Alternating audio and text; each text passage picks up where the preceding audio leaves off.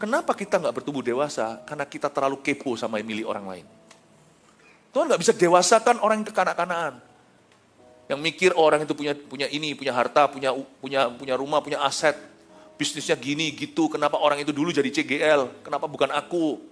Selalu ngurusin orang lain. Janganlah. Kalau kita mau tumbuh dewasa, kita mesti fokus. Bukan fokus pada dirinya, fokus pada Yesus di dalam hidupmu. Kau akan bertumbuh. Harus melihat diri sendiri sebagai orang kepercayaan, steward.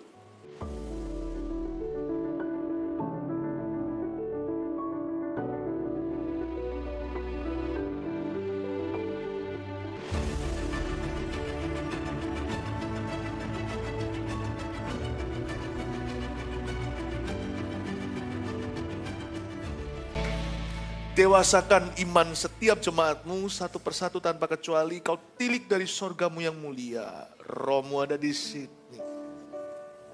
Dan kau melihat jemaat. Satu-satu Tuhan jadikan mature Christians. Jadikan Kristen yang dewasa rohani. Agar hidup kami benar-benar utuh, tidak kekurangan sesuatu. Dan mengalami Yesus di dalam setiap perkara. Serahkan ya Tuhan, sesi firman ini benar-benar mengubahkan. Kami mohon minta turunlah urapan. Termasuk wahyu, roh wahyu dan hikmat itu yang kami sangat rindukan. Sembunyikan hamba di balik salib-Mu, hingga Engkau yang beracara saja. Dalam nama Yesus, haleluya, amin, shalom. Haleluya. Seharian ini saya berkhotbah 4 kali, nanti dengarkan yang belum Anda ikuti. Semua dimulai dengan kata kenapa. Ini pertanyaan hati. Coba lihat menu ini, kenapa hidupku terasa kecil dan tak berarti. Saya suruh ngulangi khotbah-khotbah ini gak bisa udah. Karena saya rasakan ada banyak hikmat wahyu dari Tuhan. Saya percaya Anda dengarkan 1 jam ini akan mengubah hidupmu masing-masing ya. Kita belajar dari firman yang ditulis oleh Paulus, suratnya ke Efesus. Kita akan baca ya, kenapa aku gak bertumbuh dewasa. Kita baca dulu ayatnya dari ayat 7 sampai 16. Tetapi kepada kita masing-masing telah dianugerahkan kasih karunia menurut ukuran pemberian Kristus. Itulah sebabnya, kata Nas, tatkala ia naik ke tempat tinggi, ia membawa tawanan-tawanan, ia memberikan pemberian-pemberian kepada manusia. Bukankah ia telah naik, berarti bahwa ia juga telah turun ke bagian bumi yang paling bawah. Ia yang telah turun, ia juga yang telah naik jauh lebih tinggi daripada semua langit untuk memenuhkan segala sesuatu. Dan ialah yang memberikan baik rasul-rasul maupun nabi-nabi, baik pemberita-pemberita Injil maupun gembala-gembala dan pengajar-pengajar. Untuk memperlengkapi orang-orang kudus bagi pekerjaan pelayanan, bagi pembangunan tubuh Kristus. Sampai kita semua telah mencapai kesatuan iman dan pengetahuan yang benar tentang anak Allah, kedewasaan penuh dan tingkat pertumbuhan yang sesuai dengan kepenuhan Kristus, sehingga kita bukan lagi anak-anak yang diombang-ambingkan oleh rupa-rupa angin pengajaran, oleh permainan palsu manusia dalam kelicikan mereka yang menyesatkan. Tetapi dengan teguh berpegang kepada kebenaran di dalam kasih, kita bertumbuh di dalam segala hal ke arah Dia, Kristus yang adalah kepala, daripadanya lah seluruh tubuh yang rapi tersusun dan diikat menjadi satu oleh pelayanan semua bagiannya, sesuai dengan kadar pekerjaan tiap-tiap anggota, menerima pertumbuhannya dan membangun dirinya dalam kasih. Amin. Latar belakang dulu. Paulus tulis kepada sebuah gereja yang baru. Dan gereja ini tidak, orang-orangnya dulu penyembah berhala. Mereka nggak kenal Tuhan, tidak ada background Kristen. Mereka nggak ngikuti perjanjian lama, Musa lah siapa, mereka orang Yunani. Jadi ini sebenarnya adalah surat Paulus kepada gereja itu untuk meletakkan fondasi bergereja dengan benar.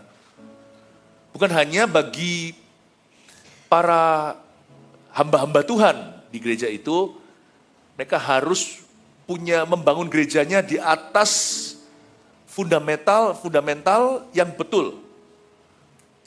Nggak boleh salah fondasi, nanti rubuh tuh bangunan. Tapi juga bagi jemaat, agar mereka bergereja dengan tepat. Tapi Paulus itu goalnya satu, yaitu kedewasaan iman. Katakan kedewasaan iman. Kadang-kadang ya kita itu iri yang baik nih sama orang-orang yang dewasa imannya. Rasanya kok mereka itu kuat ya, gak gampang goyang ya. Pernah nggak kita itu rasa mengingini, ini mengingini yang baik. Aku pingin punya hubungan sama Tuhan seperti orang itu.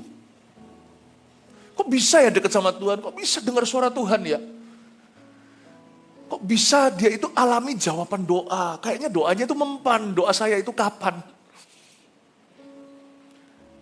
Yakobus, saya lompat-lompat dulu, menceritakan tentang kedewasaan iman itu berarti orang itu tidak kekurangan apa-apa. Bukan berarti orang itu nggak punya masalah. Bukan juga artinya orang itu dapatkan semua yang dia mau. Bukan, tetapi kayaknya dilihat dari segala sisi, segala segi seperti sempurna. Enak ya, orang itu dekat sama Tuhan. Nggak seperti saya, kok gampang goyang ya. Semua khotbah saya hari ini, itu sebuah seri, itu saling kena. Aku itu kok gampang goyah, nggak stabil.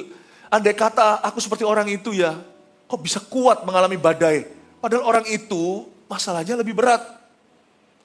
Kok bisa tabah ya dia alami, kalau aku pasti nggak kuat. Ada advantage atau kelebihan-kelebihan orang yang dewasa iman. Belum lagi pemakaian Tuhan dalam hidupnya. Lalu pertanyaannya kembali ke rumah sendiri, ke dirinya sendiri. Kenapa aku nggak bertumbuh dewasa? Sulit aku tuh terus-menerus bergumul dengan hal yang sama. Muter-muter ya di situ-situ di padang gurun. Padang gurun yang sudah ku jadikan hafalan. Ya udah gitu-gitu. Kalah lagi. Jatuh bangun lagi. Aku tuh kapan akan mentas? Kapan akan tuntas? Dengan semua sifat-sifatku ini rasanya celaka aku. Kayaknya kita paling gak kerasan hidup sama diri sendiri. Rasanya I don't like me, aku gak suka diriku. Aku bisa suka orang lain, lebih gak gampang ngampuni diri sendiri. Apalagi kalau sudah ada yang namanya sifat perfeksionis. Orang perfeksionis itu tahu dia gak sempurna, justru bukan orang sempurna. Tapi dia kudu mau sempurna, dia menuntut dirinya, makanya dia juga gak langgeng hubungan. Nuntut orang lain dengan cara yang sama. Orang yang gak murah hati sama dirinya juga gak akan murah hati sama orang lain. Orang yang pelit sama dirinya, kikir sama orang lain juga. Nah sekarang saya akan tunjukkan kuncinya bertumbuh. Malah justru bukan menginginkan pertumbuhan itu atau kedewasaan, tapi jalan dengan Tuhan. Jalan serta Yesus, jalan sertanya setiap hari. Jalan serta Yesus selamanya. Jalan dalam suka, jalan dalam duka, jalan sertanya setiap hari. Jalan dalam suka, jalan dalam duka, serta Yesus selamanya. Jalannya mesti benar. Ada orang yang kena back pain atau lower back pain atau encok di sini, itu ternyata cara berdirinya. Saya termasuk orang itu, karena saya itu banyak berdiri, itu kerjaan saya. Saya berdiri menumpu di satu kaki, itu bisa nanti suatu saat masalahnya ketarik. Uratnya, ototnya, lalu bisa sakit pinggang segala. Bagaimana kau jalan dengan Tuhan akan menentukan kedewasaan. Nah sekarang saya tunjukkan terlebih dulu gimana kita jalan. Banyak orang itu salah postur secara rohani. Dan dia salah sangka sehingga dia salah mengelola. Hal pertama yang seringkali orang salah kelola adalah TALENTA, talenta. Talenta, katakan talenta. Tetapi kepada kita masing-masing, ayat 7, telah dianugerahkan kasih karunia. Menurut ukuran pemberian Kristus, jangan iri sama talenta orang lain. Sebab kita semua masing-masing minimal punya satu. Karena Alkitab berkata, ini yang Alkitabiah. Apapun perasaanmu, jangan mengecilkan diri dan berkata, aku itu gak bisa apa-apa. Siapa bilang? Itu kalimat dusta, itu setan pakai mulutmu untuk hancurkan dirimu. Memang kita gak bisa berbuat, kita gak bisa melakukan segala sesuatu. Kita gak maha tahu, kita gak maha mampu. Tetapi untuk mengatakan dirinya tidak bisa apa-apa, please, jangan bantu iblis dalam hidupmu. You want to agree, kalau Anda mau sepakat dengan Tuhan. Sepakat dengan firman, itu yang menghasilkan. Alkitab berkata di ayat 7, tetapi kepada kita, siapakah kita? Anda dan saya. Lihat kanan kirinya, hai kita. Enggak hanya kita loh, kepada kita masing-masing. Katakan masing-masing. Berarti setiap orang telah dianugerahkan. Detik Yesus mati, dia mencipta anugerah. Waktu kita lahir baru terima Tuhan, anugerah itu dicairkan. Every Christian has a God-given gift. Setiap orang Kristen yang lahir baru punya kasih karunia. Tantangannya dalam menemukan itu, lalu mengelola dan mengembangkannya. Tidak semua orang punya 5 talenta. Bahkan dalam sebuah perumpamaan Tuhan berkata ada 1, 2, dan 5 talenta. Tapi minimal orang yang punya 5 talenta juga punya talenta yang ke-1 kan? Sebelum dia punya 5. Orang yang punya 2 talenta juga mengalami dulu talenta perdana kan? Orang yang punya 1 talenta juga punya 1 talenta kan? Tetapi kepada kita masing-masing telah dianugerahkan kasih karunia. Kasih karunia, kasih karunia, kasih karunia itu bukan hanya membawa kita ke sorga, tapi memberi kita sesuatu di hidup ini untuk kita mulai. Itu arti kasih karunia, berarti kita semua harus berubah pandangan, paradigmanya harus ganti. Dari bermental korban, aku ini bukan keluaran dari keluarga kaya, aku pendidikan kurang tinggi, postur juga gak bagus, aku ini mungkin dari ras budaya yang gak seberapa, aku yang paling bungsu di rumahku, aku yang jadi pupuk bawang yang selalu jadi cadangan. Berhentilah, stop it. Stop it.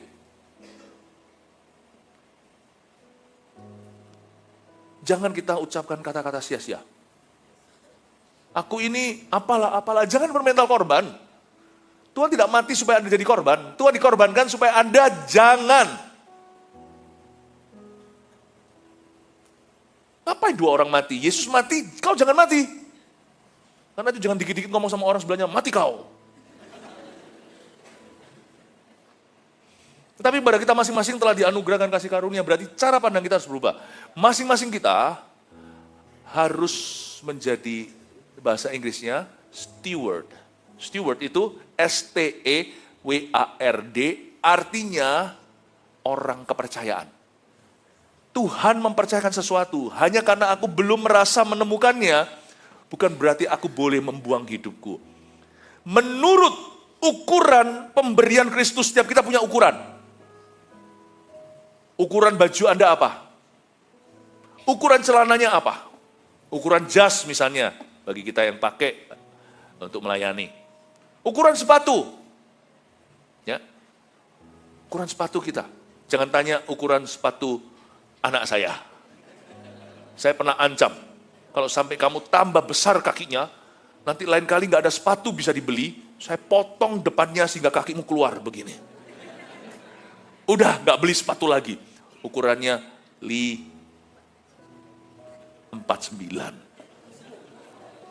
Pastor Moro 12,5. Orang diam-diam gak di sini, tiba-tiba ketipan-ketipan. Kasih karunia menurut ukuran pemberian Kristus, dosa yang paling bodoh, bukan yang paling keji. Paling keji itu kemunafikan, paling bahaya itu membunuh. Paling menghancurkan hubungan itu perzinahan. Dosa yang paling konyol apa? Paling bodoh, iri hati. Kalau kita sudah main banding-bandingan, dibanding-bandingkan, ya pasti kalah. Karena waktu kita membandingkan itu kita sudah memposisikan diri sebagai orang yang sudah kalah. Karena kita tidak bersyukur kepadanya atas apa yang kita sendiri terima.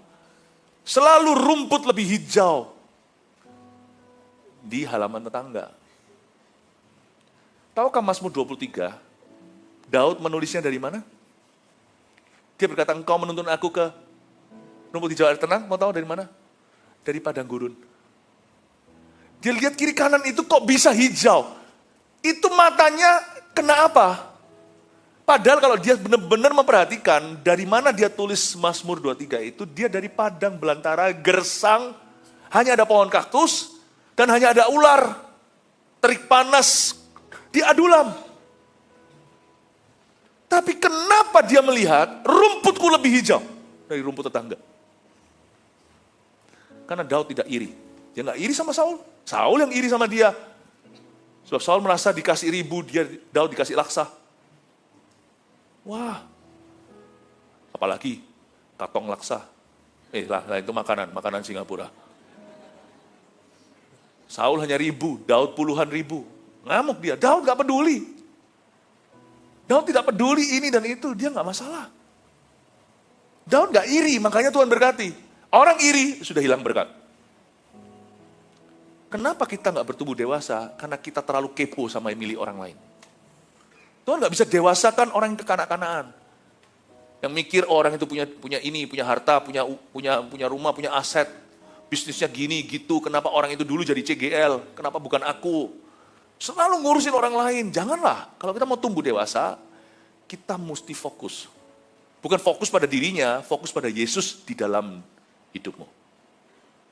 Kau akan bertumbuh. Harus melihat diri sendiri sebagai orang kepercayaan, steward. Dan gak tentu loh ya, orang yang punya 1 talenta nanti berakhir lebih sedikit dari yang punya 5. Memang khusus dalam perumpamaan Yesus, Tuhan mau menunjukkan bahwa yang punya sedikit jangan beralasan, jangan kau simpan. Makanya yang ada diambil dari dia. Justru yang merasa punya banyak, tapi kalau dia sungguh-sungguh mensyukuri yang banyak itu dan dia mengelola, jangan iri sama orang lain kalau sukses.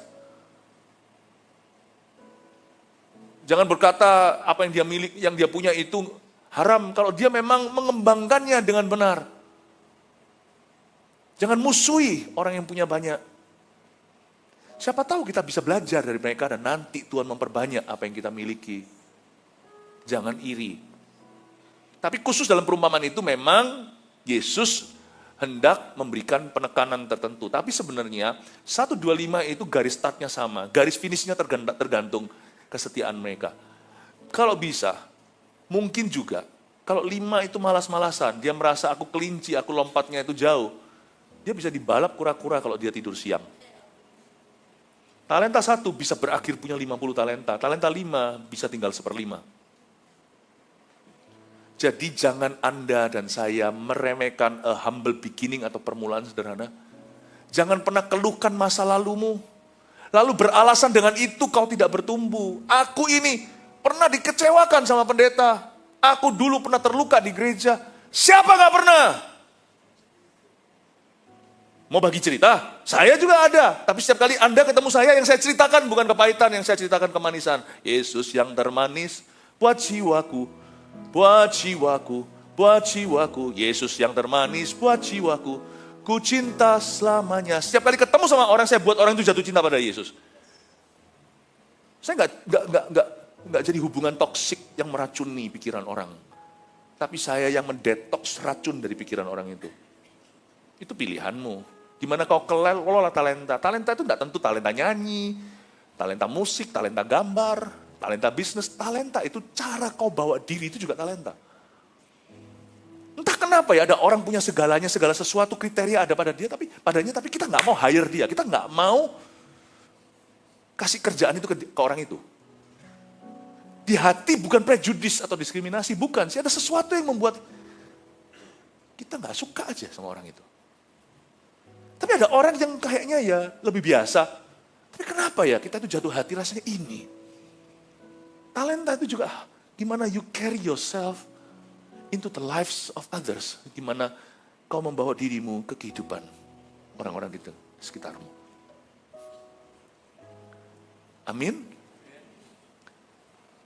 Kenapa aku tidak bertumbuh dewasa? Mungkin salah satunya adalah karena kita lupa bahwa semua yang kita punya sedikit atau banyak itu kasih karunia. Menurut ukuran pemberian Kristus, terserah Tuhan mau kasih berapa yang masuk pukul 9, pukul 12, pukul 3, pukul 6 sebelum ceklok pulang.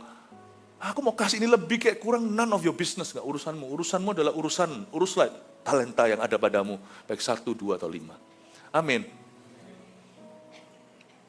Jadi tugas kita hanya satu, Bapak Ibu, menemukan pemberian Allah di hidup kita.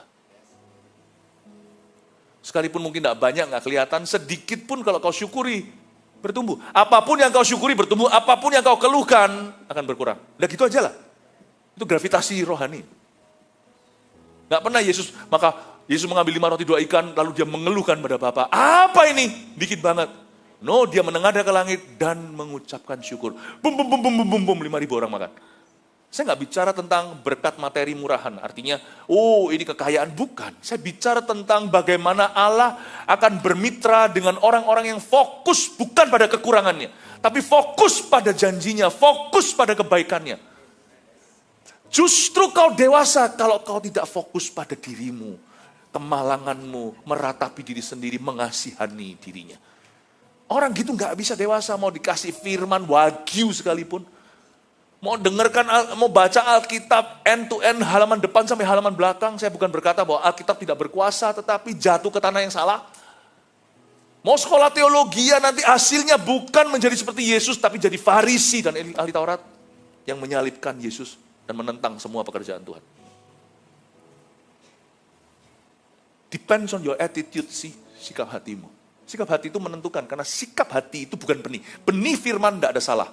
Benih firman itu ajaib. Sikap hati itu tanah hati. Kenapa kita nggak bertumbuh? Fokusnya salah. Kalau kita fokus ke Yesus dan fokusnya betul, setelah itu, aku syukuri ya Tuhan, tumbuh. Gak ada pohon yang setelah kau tanam, kau tungguin dan kata dewasa, dewasa, dewasa, dewasa. Kita nggak tahu itu, kita terus nyetir mobil atau kendaraan kita tiap hari jalan pergi untuk pergi lewati daerah itu sebelum kita naik bus atau naik transportasi.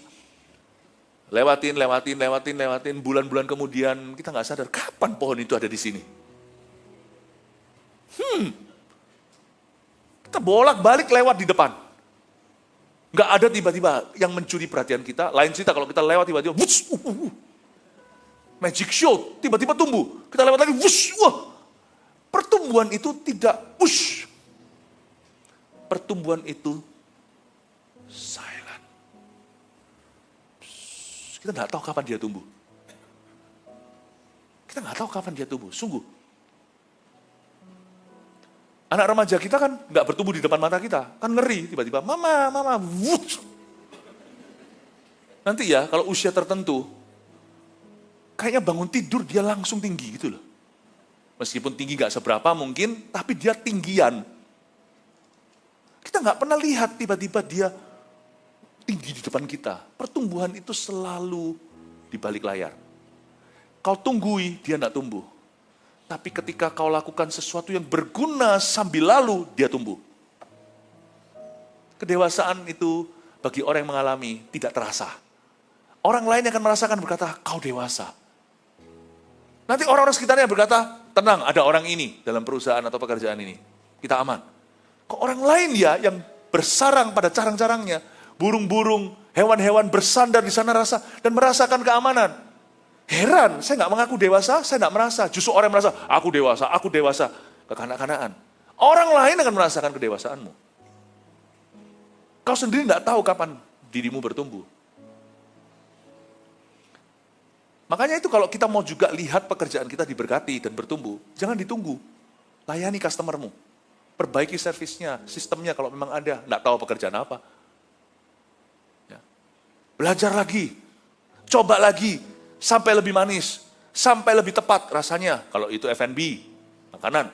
Kalau itu sesuatu jasa, gimana caranya? Nggak usah kita ikut-ikutan orang pakai cara begini-begitu, cara nggak benar, nggak usah. Bangun sendiri culture kebudayaanmu, cari caramu untuk melihat pertumbuhan ilahi terjadi. Jangan fokus ke hari ini untung berapa, meskipun kalau namanya dunia usaha harus menguntungkan, tapi jangan kau serakah, langsung maunya instan. Tuhan pasti memberi pertumbuhan kalau kita tanam dengan tepat, kita siram. Fokus ke situ, sambil lalu tiba-tiba, loh, kok pekerjaanku berkembang ya? Amin Bapak Ibu Saudara. Kita lihat ayat 8. Itulah sebabnya kata Nas, tatkala ia naik ke tempat tinggi, ia membawa tawanan-tawanan.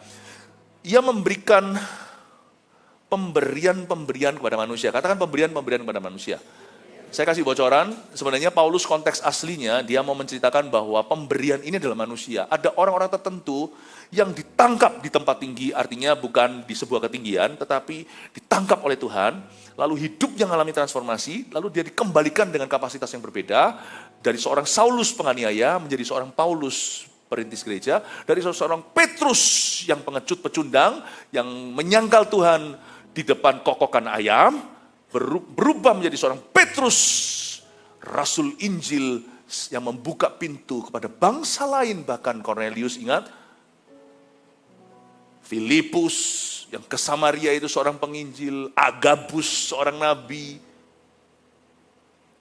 pengajar seperti Apolos yang dahulunya belum mengerti jalan Tuhan, diajarin oleh satu couple, Priscilla, Aquila, timnya Paulus, penuh Roh Kudus. Apolos bukan hanya mengajar teologi doktrin saja, tapi pengajarannya berbeda dengan ahli Taurat, seperti Yesus yang dia kasihi.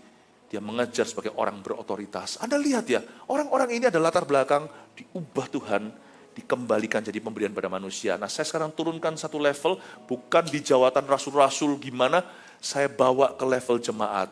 Tahukah bahwa hidupmu itu pemberian kepada orang lain? Ketika kita menyadari ini, kita akan mulai bertumbuh. Kekuatan kita secara rohani akan bertambah.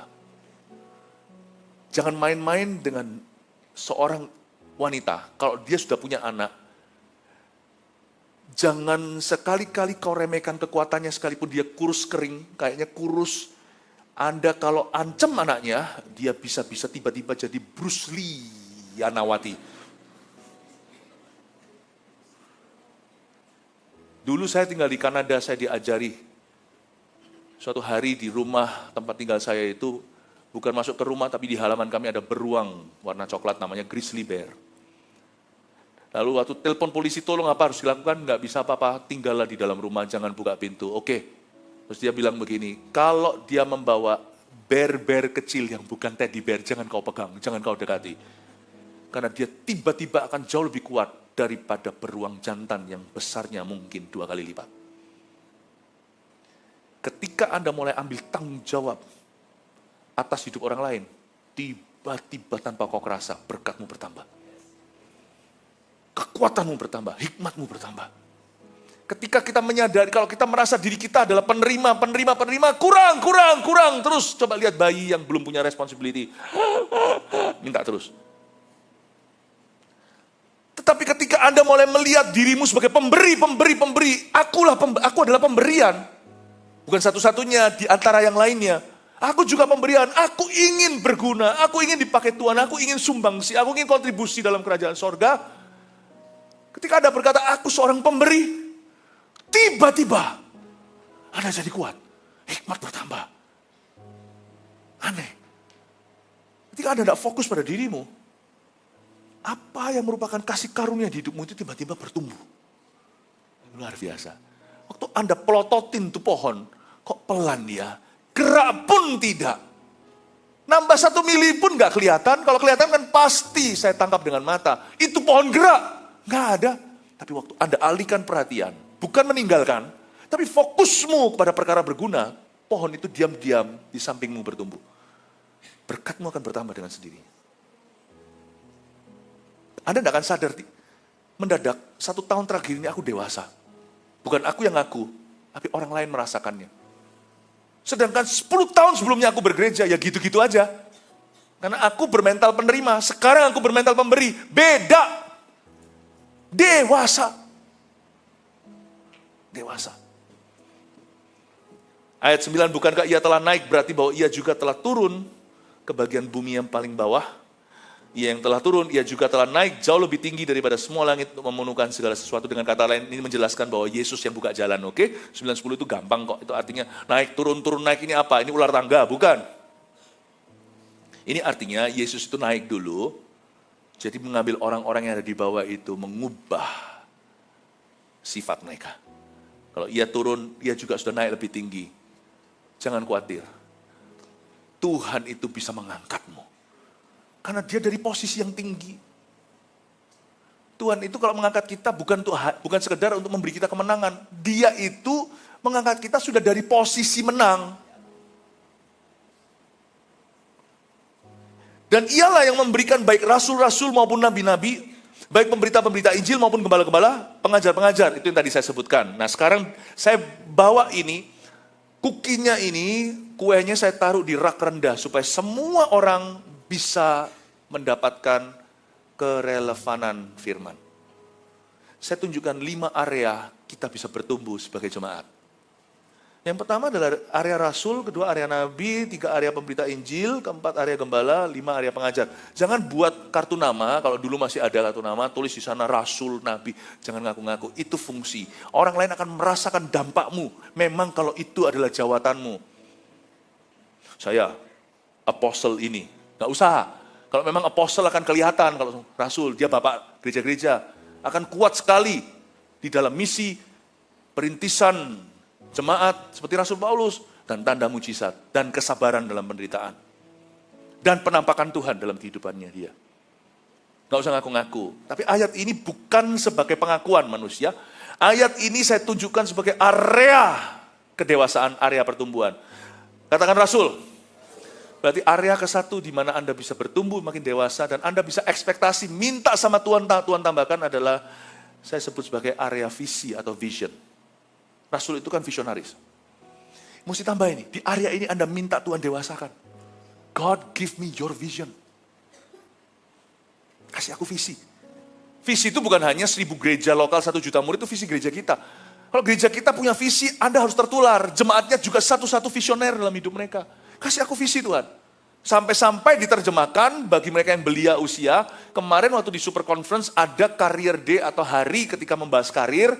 Di antara orang-orang yang bercerita itu bagus sekali. Kemarin kan saya ada di situ waktu saya sempat di sesi siangnya, saya mampir di AOG, mampir di Eagle Kids. Kan siangnya kan break out kan, maksudnya masuk ke konferensi anak muda sendiri, Eagle Kids sendiri, lalu family. Nanti ada seorang TL kita di Jakarta, dia adalah seorang movie maker. Film-filmnya benar-benar hit di Indonesia. Lalu saya juga lihat di situ ada dokter gigi. Termasuk dia juga pernah otak-atik gigi saya. Itu kan langsung terjemah. Gereja punya visi, jemaatnya harus punya visi.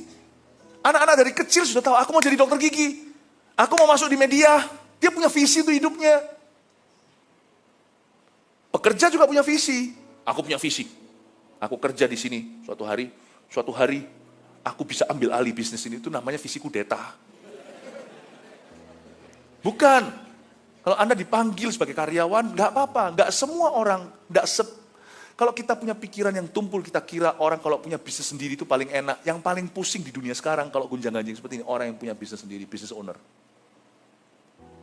Kalau Anda tidak dipanggil di situ, setialah bekerja, nggak ada salahnya.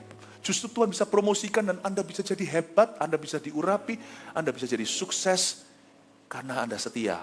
Dan karena memang Anda diberi Tuhan kasih karunia itu, kemampuan di bidang itu. Tapi kalau Anda punya bisnis, Anda juga harus punya visi. Visinya jangan gini, supaya aku kaya, supaya apa. Itu visi duniawi. Anda juga harus punya visi sorgawi. Aku ingin sekali supaya lewat bisnisku, aku bisa melakukan sesuatu untuk Tuhan. Bersama dengan setiap kita. Jadi salah satu area di mana kita bisa bertumbuh, bertambah, dan jadi dewasa adalah area kerasulan. Katakan area kerasulan. Itu area vision, visi hidupmu. Lalu area nabi itu area direction. Area nabi adalah area arah hidup dan tujuan. Nubuatan gak selalu bicara soal prediksi. Dolar naik, dolar turun. Bukan. Nubuatan itu penuh, lengkap, bicara tentang purpose, God's purpose. Di dalamnya ada prediksi kadang. Kadang-kadang hanya sekedar menangkap isi hati Tuhan, ada kata-kata kalimat yang benar-benar disampaikan oleh seorang hamba Tuhan, atau seorang pemimpin rohani, atau Tuhan kirimkan kalimat kata-kata itu tuh menjadi your next direction. Kita juga harus bertumbuh di arah ini, arah hidup kita. Kita bisa dewasa. Jadi bukan orang yang pelin-pelan diombang-ambingkan. Lalu juga kemudian area baik pemberita Injil.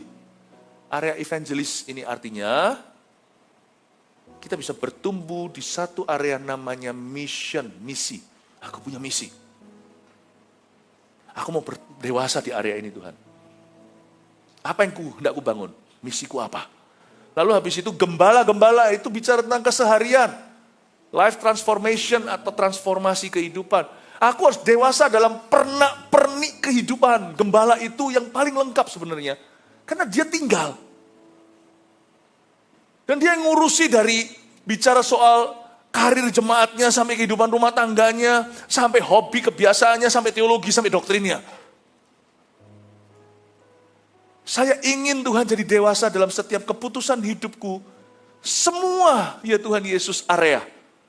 Aku mau berkembang, aku mau dewasa di dalam penggembalaanmu ya Tuhan. Makanya itu di sini saya tidak sarankan gereja lompat-lompat. Kalau ada orang Kristen yang hanya kejar khotbah dan pengkhotbah, Anda adalah orang Kristen yang paling kasihan. Karena Anda tidak kemana-mana. Saya tanggung bahwa gisimu itu semua akan percuma. Gemuk di badan rohanimu, tidak jadi otot semua. Pengajar-pengajar di area knowledge, di area pengetahuan, Anda akan bertambah dewasa. Dulu aku tidak tahu, sekarang aku tahu. Dulu aku tidak ngerti, sekarang aku mengerti. Dulu aku tidak paham, sekarang aku memahami. Punya pengetahuan. Pengetahuan itu penting loh. You have to have the right knowledge to make the right decision. Pengetahuan yang benar-benar untuk bisa mengambil putusan yang benar.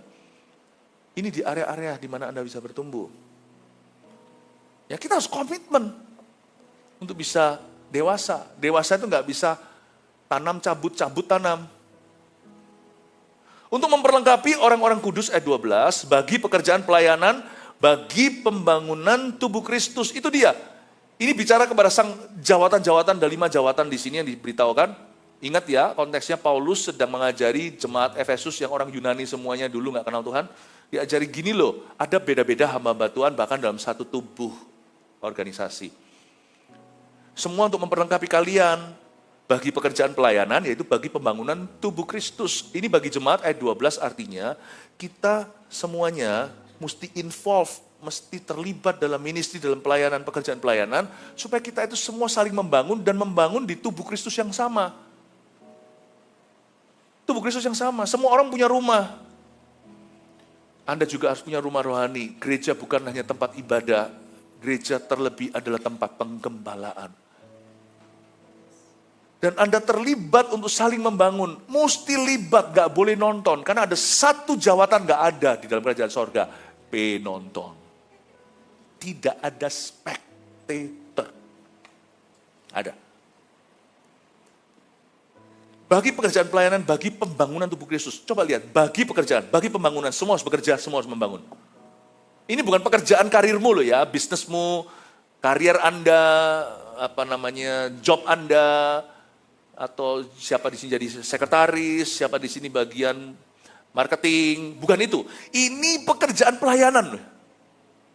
Ini pembangunan tubuh. Semua mesti terlibat. Itu kunci dewasa, iman. Nggak terlibat, nggak akan pernah bisa dewasa. Terlibat dalam pekerjaan pelayanan, semua mesti bekerja untuk Tuhan. Semua harus membangun tubuh Kristus. Nah, membangun tubuh Kristus kalau hit and run, tabrak lari, itu bukan membangun. Itu namanya turisme rohani. Membangun itu, gak ada yang namanya tukang hari ini datang, besok gak usah. Hari ini bangun proyek ini, besok bangun proyek itu. Kapan jadinya semua proyeknya? Itu bohongi semua pihak. Satu bangunan jadi kalau ada orang yang komit untuk membangunnya. Dan yang membangun tubuh Kristus ini artinya gereja lokal. Kalau tubuh Kristus secara universal, itu namanya tabrak lari. Ini ayat-ayat bicara tentang keluarga Allah yang tetap. Kau harus bekerja bersama mereka, untuk mereka, membangun bersama dengan mereka. Supaya dirimu lama-kelamaan dewasa di sana. Isn't it beautiful? Sampai kita semua telah mencapai kesatuan iman dan pengetahuan yang benar tentang anak Allah. Kedewasaan penuh, itu dia. Dan tingkat pertumbuhan yang sesuai dengan kepenuhan Kristus. Makin penuh, makin tumbuh. Sehingga kita bukan lagi anak-anak yang diombang-ambingkan oleh rupa-rupa angin pengajaran. Oleh permainan palsu manusia dalam kelicikan mereka yang menyesatkan. Kita juga akan benar-benar akan dibentuk oleh Roh Kudus. Untuk bisa akhirnya membedakan antara apa yang dari Tuhan, apa yang dipalsu manusia dalam kelicikan mereka yang menyesatkan. Tadi saya ibadah sebelum ini saya jelaskan bedanya antara gosip dan fitnah. Saya nggak usah ulangi. Ternyata beda. Gosip dan fitnah itu cousin, itu adalah saudara sepupu itu. Mirip tapi tak sama. Nanti Anda dengarkan sendiri, itu semua di ayat di ibadah terakhir saya wrap up, saya bungkus jadi satu kalimat. Permainan manusia. permainan palsu manusia, silat kata, kelicikan mereka yang menyesatkan hati, bukan secara doktrin, menyesatkan jiwa kita. Tetapi dengan teguh berpegang pada kebenaran di dalam kasih, kita bertumbuh dalam segala hal ke arah Dia, Kristus yang adalah kepala. Saya suka kalimat ini, tetapi dengan teguh berpegang pada kebenaran dalam kasih. Waktu kita bergereja lokal, kita dilatih. Kita dilatih apa? Kita dilatih di dua area, bukan di area, di dua kategori. Kasih dan kebenaran. Katakan kasih, kebenaran. Saya tunjukkan dulu ya korelasi hubungannya. Kasih tanpa kebenaran, itu namanya cupu. Itu kasih yang merusak dan memanjakan. Jangan sampai loh ya, Anda sama anak apa-apa iya. Nanti suatu hari orang lain yang kasih dia pelajaran. Kalau Anda tidak didik anak Anda, rotan nanti datang bukan dari orang tua, tapi nanti besi dari musuh. Jangan sampai penjara suatu hari akan menjadi edukasi. Mendingan hari ini gua kasih rotan, bukan dipukul beneran. Tapi pendidikan takut akan Tuhan, bukan pukulan jasmani. Ya. Tapi pendidikan secara prinsip, nilai, dan emosi, serta akal budi, supaya nanti suatu hari, kalau dia kena rotan saya, dia tidak perlu masuk rutan. Mending rotan daripada rutan rumah tahanan. Kasih tanpa kebenaran, cupu kata orang muda. Itu kasih yang lemah. Jangan apa iya, anak iya, serobot, nggak ditegur. Saya dulu pada waktu satu timpak atau satu apa namanya bahasa Indonesia timpak itu apa? Wahana mainan wahana apa? Ya udah, gitulah ya ngerti maksudnya. Itu loh yang ada gitu tuh loh orang nganggur dikocok perutnya supaya sakit mah. Saya udah mau anak saya tiba-tiba ada satu anak nyelobot masuk dan mamanya masuk. Ya masa saya berantem sama mama, saya takut lah, mama bear. Saya mundur, ya oke, nggak apa-apa. Oke. Dalam hati saya selalu pikir, mungkin mereka itu nggak pernah main gini, nggak apa-apa lah, saya ngalah, nggak ada salahnya. Saya bisa menghibur diri kok. Mungkin anak ini sudah nggak tahan pergi ke WC, harus naik ini dulu ya. Udah, saya bisa. Tapi saya kasihan loh. Itu kasih jelas-jelas itu, mamanya. Jelas-jelas kasih, tapi kasih yang salah. Nanti suatu hari dia tuh akan diajari untuk antri. Sungguhan. Jangan dia di gereja itu kita akan ditegur kalau yang gituan. Dan itu enggak enak. Pemimpin berkata, kelakuanmu salah. Attitude-mu salah. Kasih di gereja, enggak ada maling bisa lepas. Di sini pasti diproses sama Tuhan. Tapi kalau Anda pindah satu gereja ketangkap, ke gereja lain ketangkap lagi, itu predator namanya. Tapi kalau Anda tetap berpaut pada kepala ayat tadi, mau nggak mau Anda akan diproses Tuhan. Di situ kasih tidak cupu, kasih menjadi tegas. Disitulah Anda bertumbuh. Pertumbuhan itu harus selalu yang dalam bahasa Inggrisnya growing pains atau rasa sakit yang perlu. Harus itu. Tapi kalau kebenaran tanpa kasih, pokoknya asal benar. Kita bisa aja sekolah teologi tanpa harus berjemaat. Wah, lalu nanti karena kita jarang sosialisasi, tidak pernah dibentuk Tuhan di dalam jemaat, kita tidak berinteraksi dan tidak ada pembentukan karakter juga, kebenaran tanpa kasih itu keji, kejam. Sehingga kita menjadi orang yang merasa paling benar, tapi akhirnya paling salah hati. Makanya itu di sini kita diajari. Bertumbuh, ternyata nggak bisa sendiri. Dewasa, itu nggak bisa tanpa gereja. Ternyata nggak bisa. Terakhir dengan ini saya selesai, kunci yang terakhir itu gampang. Daripadanya lah seluruh tubuh yang rapi tersusun dan diikat menjadi satu oleh pelayanan semua bagiannya sesuai dengan kadar pekerjaan tiap-tiap anggota, menerima pertumbuhannya dan membangun dirinya dalam kasih. Ngerti? Saya baca lagi ya, tapi saya cut nanti sampai ke kalimat, berapa kalimat saya sambungkan. Ayat 16 di tengah-tengah. Oleh pelayanan semua bagiannya. Lihat itu. Lalu lompat, menerima pertumbuhannya dan membangun dirinya dalam kasih. Saya ulangi, oleh pelayanan semua bagiannya, coba Anda buat melompat, langsung disambung dengan kata menerima pertumbuhannya. Yang bertumbuh adalah yang terlibat. Oleh pelayanan semua bagiannya, yaitu Anda mesti involve. Jadi pertanyaannya bukan lagi apakah aku bertumbuh, jangan kau tunggu. Pertanyaannya adalah apakah aku terlibat. Sebab Alkitab berkata, oleh pelayanan semua bagiannya, dan hanya mereka yang mengambil bagian yang menerima pertumbuhan. So the question is, bukan apakah aku dewasa, apakah aku bertumbuh, bukan. Apakah Anda ambil bagian. 3 hal ini catatlah, supaya kita semakin mengerti jalan-jalan Tuhan. Jangan salah jalan ya. Jalan ke surganya betul, tapi ternyata tersesat di gang-gang sendiri. Jangan sampai akhirnya kita itu mati kutu di selokan. Padahal Tuhan mau bawa kita jauh, lebih tinggi lagi. Tapi kita nggak bisa. Jangan masuk ke gang-gang itu, apalagi sukanya geng-gengan sama orang.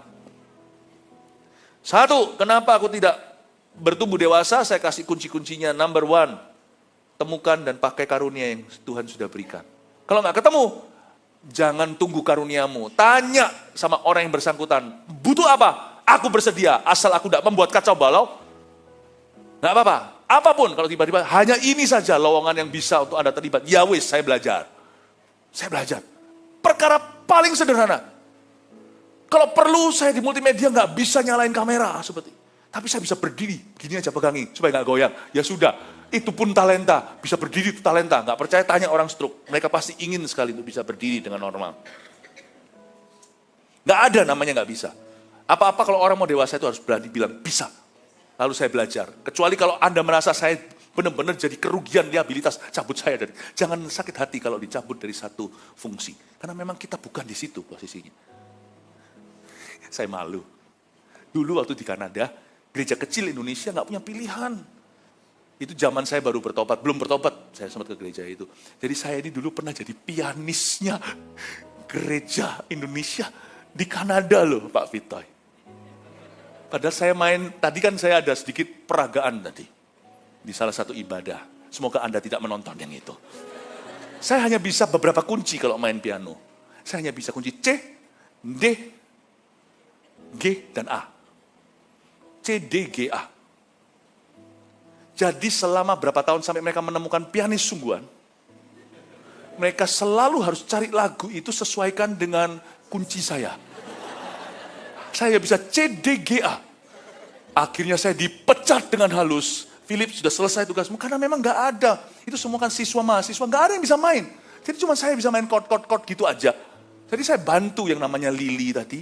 Saya bantu. Saya main cuma chordnya, dia main yang lainnya gini-gini gitu. Udah. Ketika datang sungguh-sungguh satu orang dari Indonesia sekolah di situ, ternyata dia bisa main piano. Diproses lah sama gereja itu pelan-pelan jadi pianisnya. Akhirnya saya gak diperlukan, saya gak sakit hati. Mereka berkata, Philip, kamu sudah selesai gak apa-apa ya? Iya, karena kami juga mau main yang di E dan F.